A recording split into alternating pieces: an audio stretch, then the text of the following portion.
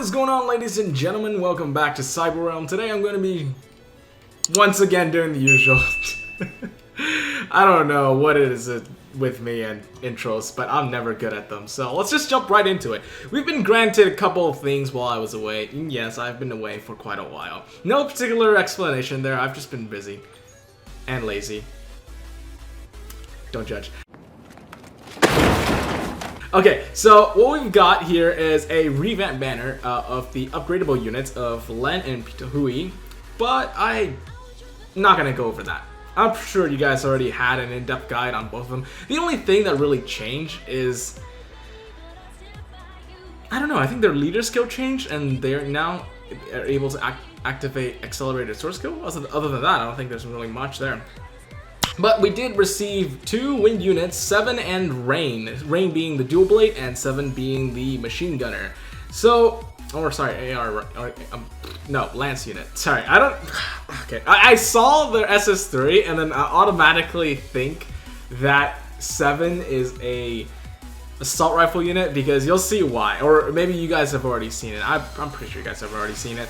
But here we go. Rain is the dual blade. She does pull out 2 lightsabers, or photon swords, I guess, for activating a 13-hit combo. She does teleport behind the enemy, but it's crucial to know that she immediately jumps to the other side of the enemy. So if the boss is tracking at the beginning of their animation skill, you don't really want to use that really much. But she does jump into the air, so it's a quick dodge if you do need to just split second decide to dodge something. But let's go ahead and take a look at her range. Alright, quite far. I wouldn't say it's, yeah, there was one bullet, as you saw, actually flew by. It didn't actually hit the enemy, so it's quite far of a range, but it's not unlimited, so keep that in mind. We're going to switch over to 7 now with the Lance. I believe she also has a 13-hit combo, correct me if I'm wrong, but she gets a goddamn minigun! What? Yes, hand a lolly a deadly weapon. This is just, this game has gone too far. You get a minigun. Now, it's also crucial to know that she does jump to the other side, but unlike Rain, she jumps to it at the end of her animation. So, you know, if you're stuck inside the boss's zone, don't expect to come out of that unscathed. But yes, let's go ahead and test her range. I think I just tested it now, but let's go ahead and do it again. Okay, yeah, she has much less range. The teleportation does occur, and I think that the teleporting part is unlimited range, but she only get 2 hits. So theoretically, or realistically speaking, the SS3 is not unlimited range. Even less so than Rain's, actually. But you know what? Gatling gun wielding lolly. 10 out of 10. Alright, let's take a look at their stats. There isn't really much to say on it. Well, I mean, it is for the ranking banner, but Rain holds 3.6k attack. This is actually surprisingly low for a dual blade unit. Dual blade units roughly average around 3.8 to 4.0k attack, so this actually puts her pretty low on the chart.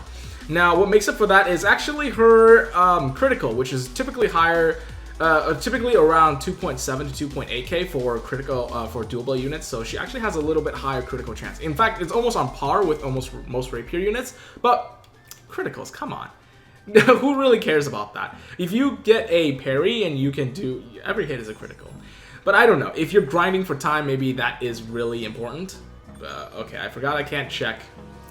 7s being the Lance unit has a 3.7k attack. Now they both seem to have the same amount of attack points, attack hit count on their SS3. So in my opinion, I think 7 would be a more optimal unit in terms of the SS3. Or sorry, in terms of just pure stats. Looking at numbers, I think 7 would win this one. But it's situational. Another thing I forgot to mention is that they actually do have charge skills. At this point, I don't really care anymore. So since Bandai is going to roll with it, I'm just going to say, you know what, it's part of the game. Take it or leave it. If you enjoy it, use it. If you don't like it, just leave it. Just use your normal SS3. You don't have to charge it.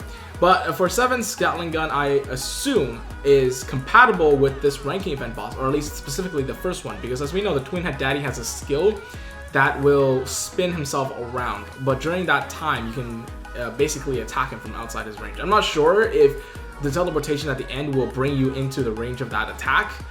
If it does, then I take it back. It's not really viable since it doesn't have a barrier to the units at all.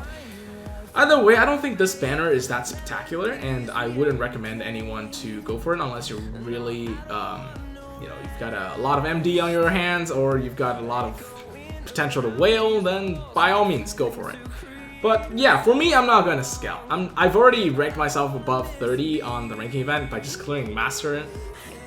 Or actually, no, not even Master. I think it was EX, but I've already gotten in the top 50. I'm okay with that. But I will scout for weapons. As we know, we do have the guarantee weapons still coming around, still being around, and I don't know why I clicked on character. But we do have also granted this one, interestingly enough. It's also a guaranteed weapon scout, but it seems like you can select which weapon you want. But yeah, you get these, okay, so it's like a step-up weapon purchase, and you can get these keys, where if you collect 10 of them, you can do another guarantee scout? Wait, is that what it is?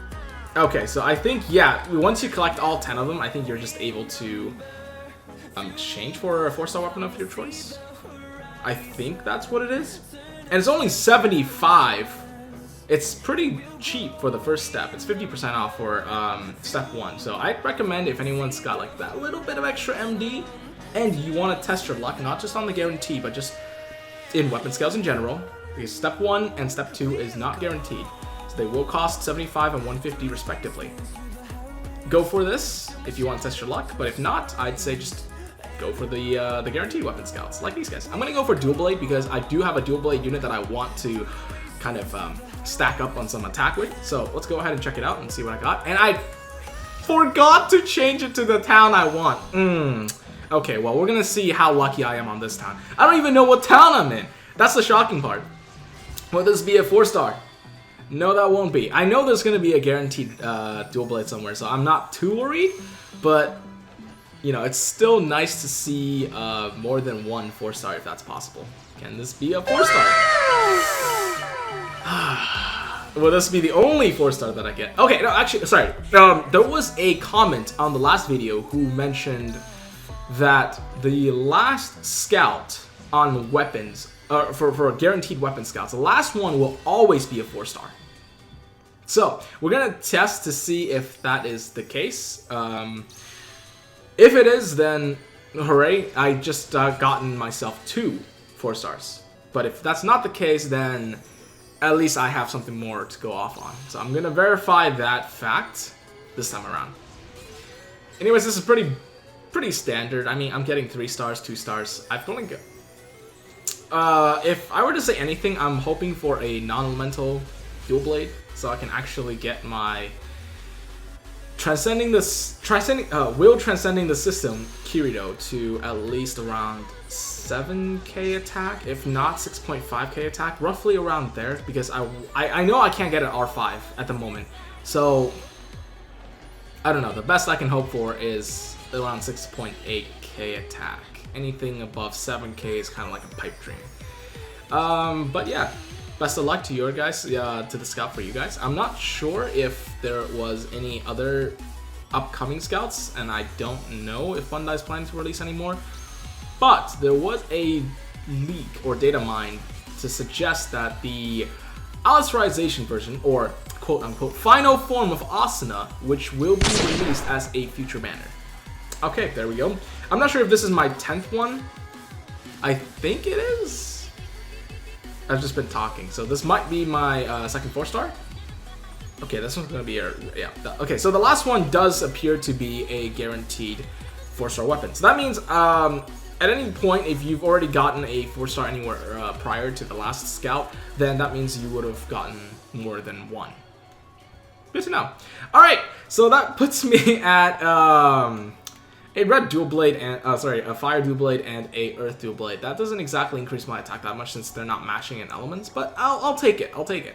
Can't complain about guaranteed scouts. Yeah, honestly, you can't. With the scout rates these days, you really can't complain about it.